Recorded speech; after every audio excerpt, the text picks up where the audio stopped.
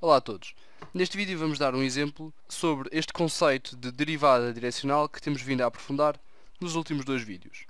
Então, seja a função f, domínio R2 contra domínio R, definida por f de xy igual a x ao quadrado mais y ao quadrado. Então, quanto é que é o gradiente de f num ponto xy qualquer?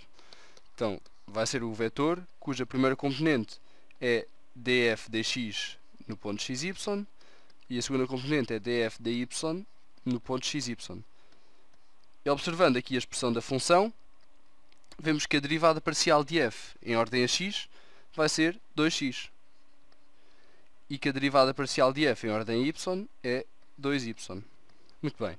Então, se nós quisermos analisar o gradiente da função no ponto 1, 1, por exemplo, vemos que gradiente de f no ponto 1, 1 é, substituindo x por 1 e y por 1, 2, 2. Muito bem. Vamos considerar agora o vetor seguinte, o vetor v, dado pelas coordenadas 1, 2. Portanto, v pertence a R2. E queremos calcular a variação da função segundo a direção definida por v. Portanto, queremos calcular a derivada direcional v da função num ponto 1, 1.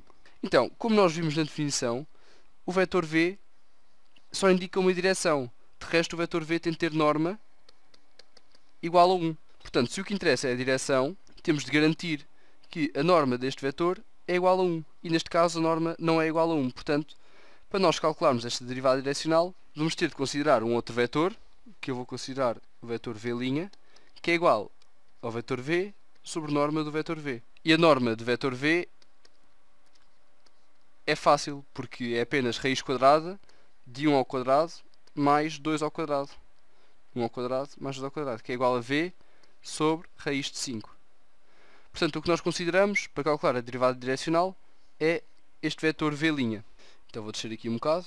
Então, qual é que era a expressão para a derivada direcional? Era dv de f no ponto 1, 1 é igual ao gradiente de f no ponto 1, 1 vezes o vetor que indica a direção, que é o vetor de norma 1, ou seja, neste caso vai ser o nosso vetor v'. Portanto, agora podemos substituir aqui os valores para encontrar qual é o valor da derivada direcional.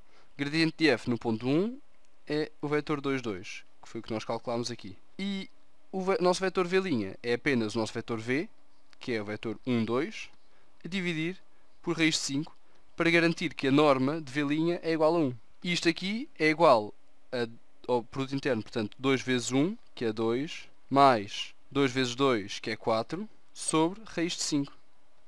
Portanto, isto dá-nos 6 sobre raiz de 5.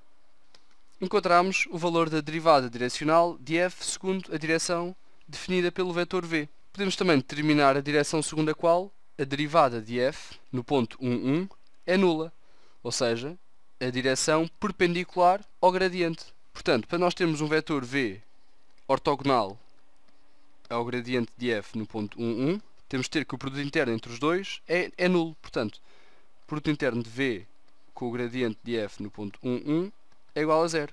O que é que isto significa? Significa que se nós considerarmos que v tem componentes v1, v2, temos que v1 vezes a primeira componente do gradiente, que é o 2, mais v2 vezes a segunda componente, que é o 2, é igual a 0. Podemos dividir isto tudo por 2 e obtemos que v1 mais v2 igual a 0.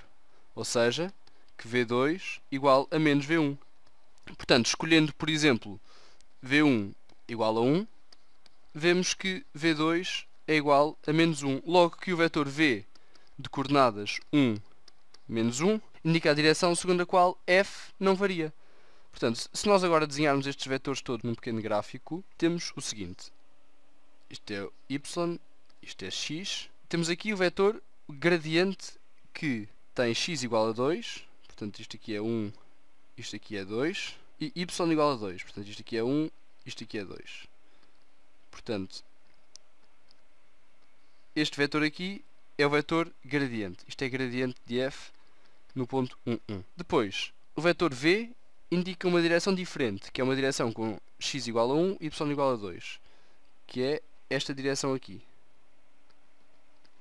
Portanto, isto é a direção do vetor V, deste vetor V azul, ou seja, que é o primeiro que nós analisamos. Finalmente, vou chamar este vetor aqui V ortogonal, indica a direção 1, menos 1. Vou descer aqui um bocado mais. Vou pôr aqui o menos 1. Portanto, quando x avança 1, y desce de menos 1. Portanto, este aqui indica o nosso vetor V ortogonal.